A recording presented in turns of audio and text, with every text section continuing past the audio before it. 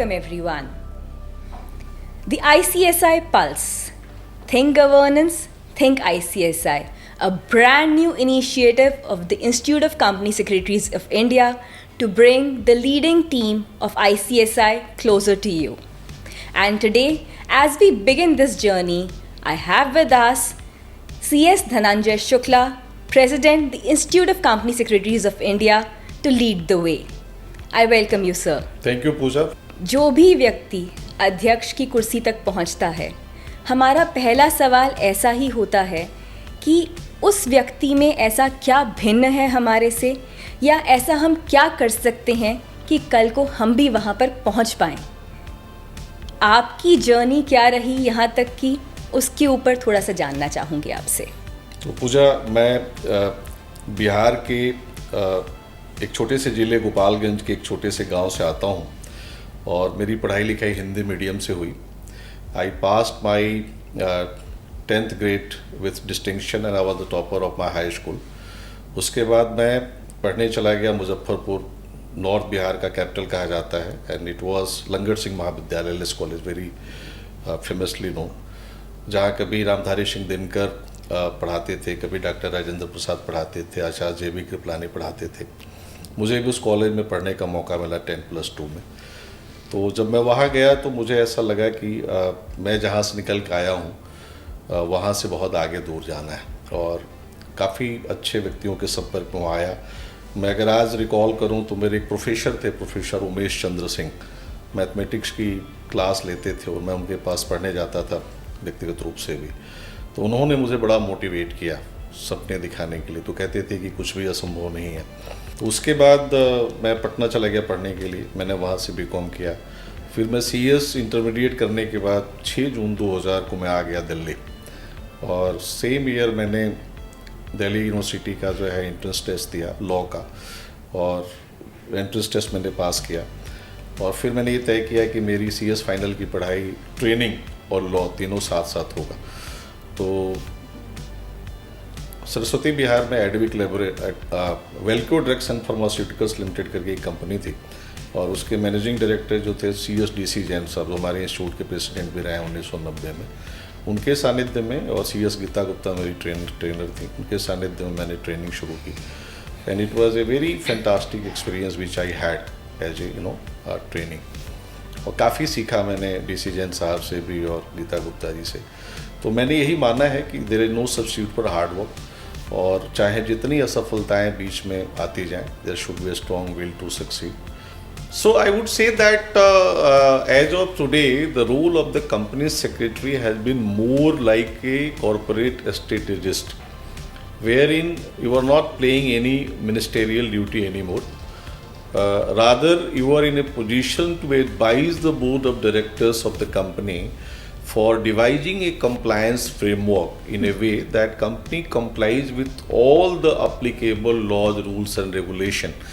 And then actually it is for the benefit of all the stakeholders involved, be it shareholders, be it employees, be it suppliers, be it government, be it regulators.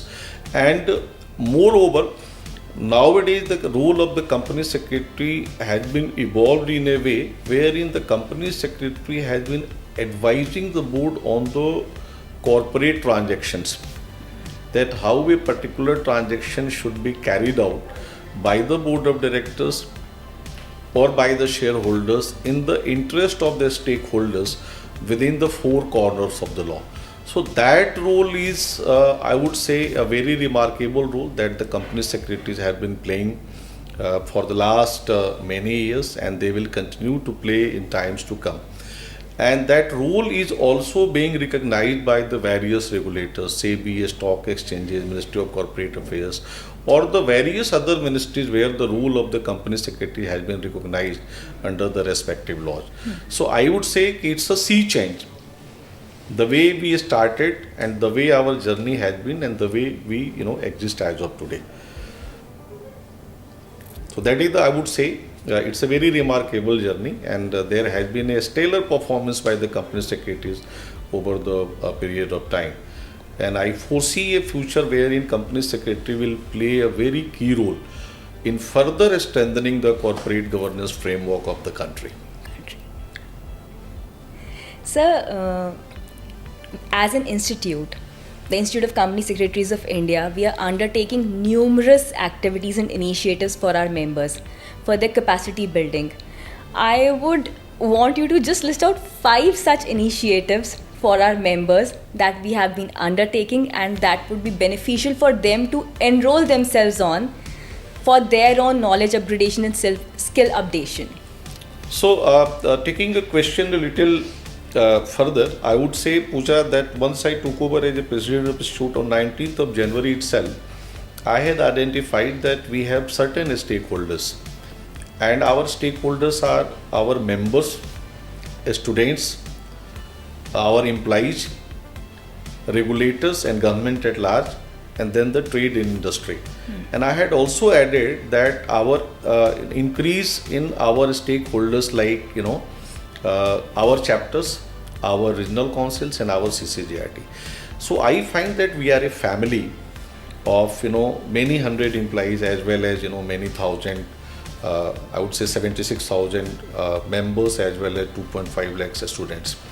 So as a president of the institute, I always feel, and it is my firm belief that as a president I have to cater to the needs of all the stakeholders. So it's like the fact कि हम अपने मुख से भोजन ग्रहण करते हैं और फिर मुख की जिम्मेवारी एक पर्टिकुलर अंग को जो है विशेष ध्यान रखने की नहीं होती, वो सभी अंगों का ध्यान रखता है, सबको बराबर का ही पोषण मिलता है. तो मेरा ऐसा मानना है कि संस्थान के अध्यक्ष के रूप में मेरी जिम्मेवारी है कि सभी स्टेक होल्डर के हित में बराबर का काम किया जाए. तो मेरा ऐसा मानना है कि मेंबर जो है हमारा वो मेरा वर्तमान है और जो स्टूडेंट्स है वो भविष्य है. तो वर्तमान को संभालते हुए मुझे भविष्य को गढ़ना है. और ये जब मैं बात कहता हूँ कि मुझे वर्तमान को संभालते हुए भविष्य को गढ़ना है, तो मैं ये बोलूँगा कि मुझे पास्ट की भी जो मेरा भूतकाल है संस्थान का, वहाँ की जो अच्छी लेगेसी है उसको भी सामने लाते हुए और वर्तमान को गढ़ते हुए भविष्य को गढ़ना है. तो फिर मुझे ध्यान आता है कि सबसे जो पहली रिक्वायरमेंट है अपने स्टेक होल्डर की मदद करने के लिए, वो ये है कि एक बहुत अच्छा रिस्पॉन्सिव मैकेनिज्म होना चाहिए ICSI में. तो वो आते ही हमने इस साल एक QRRT शुरू किया, quick response and resolution time. और वो आइडिया ये था कि जो हमारे स्टेक होल्डर्स हैं, मेंबर और स्टूडेंट्स, उनको क्विक रिस्पॉन्स मिले ICSI के यूजर डिपार्टमेंट से. तो अभी जो हमने प्रक्रिया शुरू की है उसमें अगर आज हमको मेल आ रहा है, हमने एक सर्विस चार्टर बनाया है सभी यूजर डिपार्टमेंट का, और हमने तय किया है कि जो 5 दिन के अंदर अगर आप कोई क्वेरी हमको डालते हैं तो सेम डे शाम में 5 बजे तक आ रहा है तो आपको जवाब मिल जाएगा कि we acknowledge the receipt of your email and we are working on your issue and we will get back to you within 5 days. और 5 दिन के अंदर आपके क्वेरी का जवाब मिल जाए. और सभी यूजर डिपार्टमेंट का हमने ईमेल आईडी वगैरह सब कुछ सर्विस चार्टर में दे के बार बार सर्कुलेट किया है. तो उससे जो मेल आने की प्रक्रिया है वो QRRT डिपार्टमेंट में it has increase many fold and our directorates are responding to all the queries within the given framework. मैं भी एडमिट करूँगा कि कुछ कामों में जो जवाब देने की और रिस्पॉन्स, मैं बोलूँगा कि रेजोल्यूशन का समय है वो थोड़ा सा ज़्यादा है, जहाँ हमको ज़्यादा समय देने की आवश्यकता है. कहीं 15 दिन है, कहीं 20 दिन भी है, कहीं महीना भी है. लेकिन बाई एंड लार्ज हमको 5 दिन में अपने मेंबर या स्टूडेंट की क्वेरी को रिजॉल्व करना है. तो मुझे लगता है कि QRRT के आने से एक मेंबर और स्टूडेंट को इंस्टीट्यूट के साथ उनका जो जुड़ाव था वो ज़्यादा मजबूत होगा कि उनको जब भी वो किसी इशू को लेके या अपनी क्वेरी को लेके, कंसर्न को लेके इंस्टीट्यूट के पास आ रहे हैं तो इंस्टीट्यूट एक गिवन टाइम फ्रेमवर्क में उनको जवाब देगा और पॉजिटिवली उस जो हमारा बॉन्ड है वो और ज़्यादा मजबूत होगा. दूसरा, मुझे ऐसा लग रहा है कि हमने स्टूडेंट रजिस्ट्रेशन पे पिछले 3 वर्षों में starting 2023 when this council was elected we have focus more and more. और हमारा ये फोकस रहा है कि ज़्यादा से ज़्यादा संख्या में लोग प्रोफेशन के साथ जुड़ें. And I remember in one of the conversation with the immediate former president Narasimhan साहब eight SEBI, he was told that with the 6.5% of the growth rate which India is having today, there would be a requirement of around 30,000 more company secretaries by 2030 and around 1 lakh company secretary more by 2047। तो आज की date में हमारी जो company secretaries का जो result है वो 2500 से 3000 के बीच में है। तो जो हम रिजल्ट का परसेंटेज मेंटेन कर रहे हैं, उस रिजल्ट को तो हम डाइल्यूट नहीं कर सकते उस संख्या को 2030 या 47 को मीट करने के लिए, लेकिन हमको उस केस में रजिस्ट्रेशन बढ़ाना पड़ेगा। तो पिछले साल मुझे ध्यान है कलकत्ता की काउंसिल थी, कोलकाता की 5 और 6 मई की, और हमने वहाँ तय किया कि सदर्न रीजन, वेस्टर्न रीजन और नॉर्दर्न रीजन से रीजनेबली रजिस्ट्रेशन ठीक आ रहा, हमको थोड़ा सा ईस्टर्न रीजन में ज़्यादा फोकस करने की ज़रूरत है।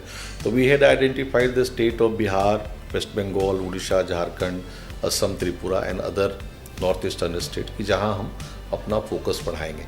तो पिछला साल भी और ये साल भी the entire focus had been on the career awareness program and then sensitizing the new students, the students of class 12th or the students who are studying in graduation, कि जब अपने करियर की आप का चुनाव करें तो आप कंपनी सेक्रेटरी करियर का भी विकल्प अपने सामने रखें, जो बहुत रीजनेबल फीस में बहुत उम्दा पढ़ाई है और आपको एक बहुत अच्छा करियर का विकल्प देती है। बट आज की डेट में मैं कहूँगा कि जो तत्कालिक आवश्यकता है वो ये है कि मैं अपने मेंबर को वर्तमान स्थिति से और ज़्यादा मजबूत करूँ।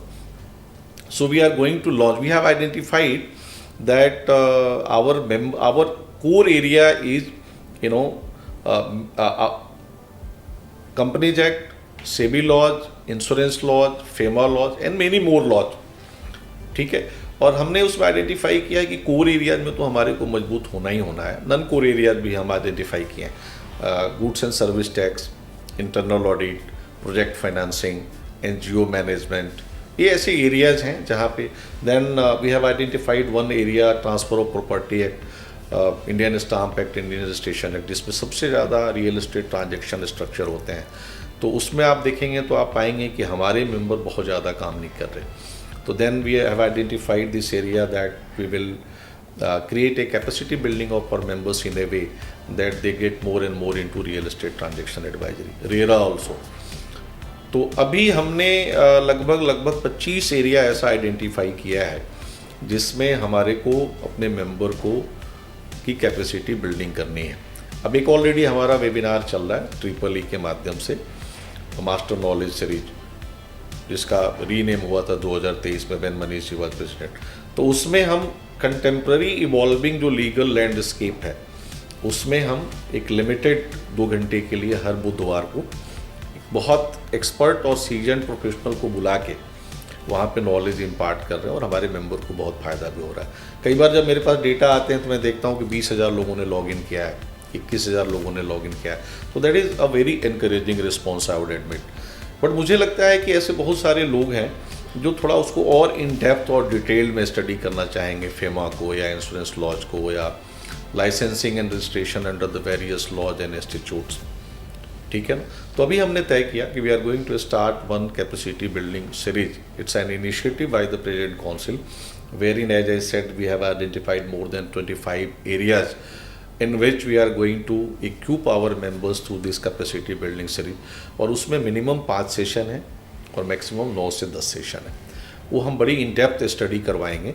और उसमें हमारा आइडिया ये है कि जो स्टाइल रहेगा वो स्टाइल ये रहेगा कि legal framework, conceptual framework, what all opportunities are available there for our members, उसको करने के लिए क्या स्किल सेट की ज़रूरत है, how to tap the opportunities and how to handle the assignment. तो मुझे लगता है कि जो हमारा as a corporate governance professional जो हमारा कोर एरिया है उसमें हम काफ़ी मेहनत करने वाले हैं।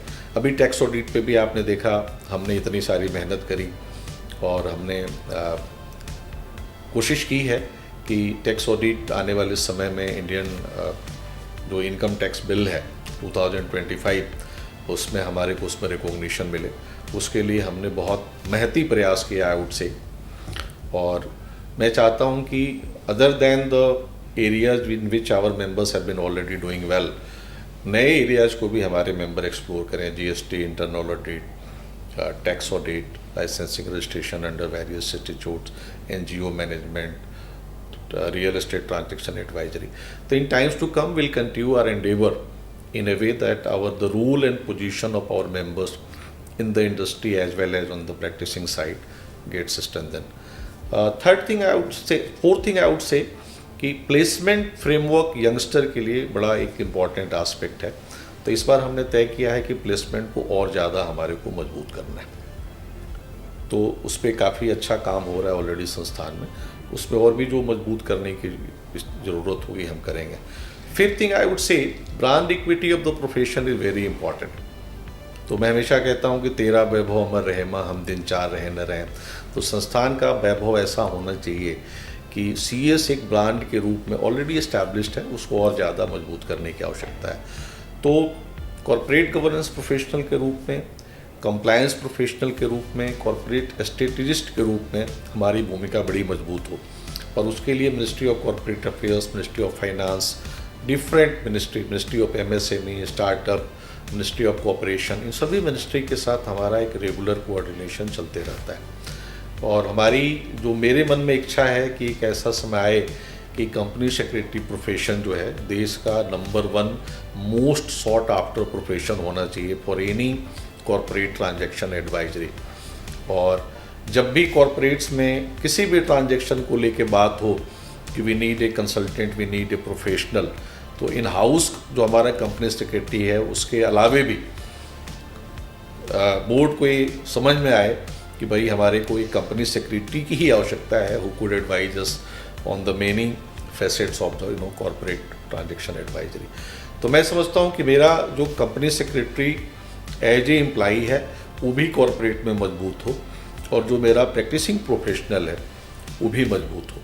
तो हम इस दिशा में collectively as a council, collectively as a institution, employees का भी बहुत सपोर्ट है, चैप्टर्स और रीजन्स का भी बहुत सपोर्ट है, काउंसिल भी बहुत फॉरवर्ड लुकिंग है। तो मैं समझता हूँ कि आने वाला जो समय है वो बहुत बहुत सुखदायी है। और अगर लगातार इसी तरीके से काउंसिल और हम सभी स्टेक होल्डर साथ में मिलके काम करते रहे तो कंपनी सेक्रेटरी प्रोफेशन का बहुत स्वर्णिम भविष्य I could say. On that note, I have a very small last question for you. ICSI motto says, Satyam Vada Dharmam Chara. Speak the truth, abide by the law. What is your mantra for the members, for the students? तो मैं तो यही कहूँगा कि as a governance professional देश के हित में जो भी करने की आवश्यकता है हमारे को बहुत स्पष्ट मन से और अपने स्किल सेट को अच्छे से अप्लाई करते हुए, अपने नॉलेज को अच्छे से यूटिलाइज करते हुए देश के विकास में हमको एक सतत भागीदार बनना है। आजकल ESG का ज़माना है, environment, social and governance, climate change पे भी काफ़ी बातें हो रही हैं। हमारा इंस्टीट्यूट भी ESG में भी काफ़ी काम कर रहा है। तो I think that has been rightly that mantra, motto सत्यम वद धर्मम चरा, speak the truth, abide by the law, has been rightly adopted by the ICSI। और जो हमारी भारतीय ज्ञान परंपरा है उससे निकली हुई वो चीज़ है। और गवर्नेंस प्रोफेशनल के रूप में हमारा काम भी है कि गवर्नेंस क्या है, सुशासन की अगर हम बहुत बृहद परिभाषा देखें तो गवर्नेंस क्या है, to do the right thing at the right time in the right manner, that is what the governance is. तो जो स्पीक द ट्रूथ और अबाइड बाय द लॉ है उसी सुशासन को, कॉरपोरेट गवर्नेंस को आगे बहुत अच्छे से एस्टैब्लिश करता है। और मैं समझता हूँ कि हमारे जो प्रोफेशनल्स हैं, जो कंपनी सेक्रेटरी प्रोफेशनल हैं, एज ए एम्प्लॉइज़ और एज ए प्रैक्टिसिंग प्रोफेशनल, वो इस मंत्रा को कॉरपोरेट्स के अंदर और PCS कॉरपोरेट से बाहर इसको बहुत अच्छे से एस्टैब्लिश कर रहा है। क्योंकि जो डिस्क्लोजर नॉर्म्स और जो डिस्क्लोजर फ्रेमवर्क आया है कंपनी जेट का या सेबी का और अंडर मेनी अदर लॉज, वो गवर्नेंस को बहुत एस्टैब्लिश करने वाला है।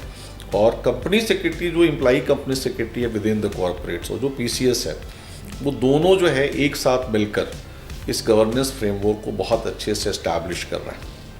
और मैं समझता हूँ कि मैं फिर से उसी स्टेटमेंट पाऊँगा जो माननीय प्रधानमंत्री जी ने हमारे फाउंडेशन डे में 4 अक्टूबर 2017 को कहा था कि जो कॉरपोरेट गवर्नेंस का विल है वो आपके कंपनी सेक्रेटरी के एडवाइस पे चलता है। तो मैं समझता हूँ कि प्रधानमंत्री जी का वो जो एसर्शन था, हमें उसको जीना है। और जीना इसलिए है कि जो है देश का जो कॉर्पोरेट गवर्नेंस फ्रेमवर्क है वो आने वाले समय में हमारे प्रयासों से दिनानुदिन रोज़ प्रतिरोज़ और ज़्यादा हम मजबूत करें. I think that has been rightly co-opted or opted by the ICSI. Satyam Bada Dharmam Charam. Thank you, sir. Thank you so much for joining us on the very first episode of the ICSI Pulse. Think Governance, Think ICSI.